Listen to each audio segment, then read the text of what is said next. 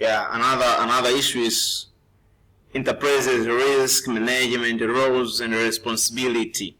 Wakati tunasoma definition ilikuwa tumesema kwamba hii ni process ambayo imekuwa designed in an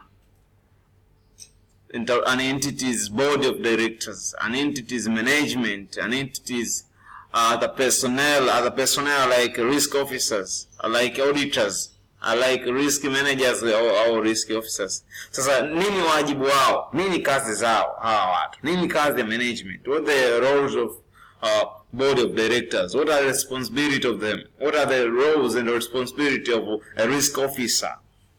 What is the roles of internal auditors? Then starting with the internal auditors, they play an important role in monitoring enterprises risk management. Although they are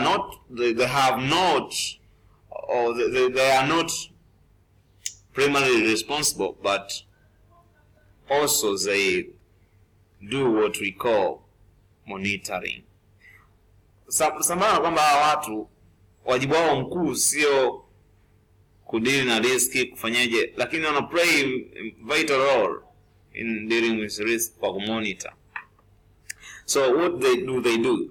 They assist management and the board or audit committee in the process by monitoring. Wanafanya monitoring, wanafanya examining, wana evaluate, they do evaluation.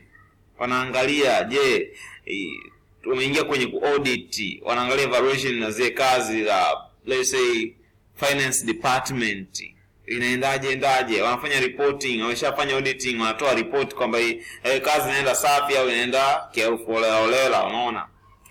They do reporting, you see, wanafanya reporting, wanafanya recommendation. Our internal auditors, they recommend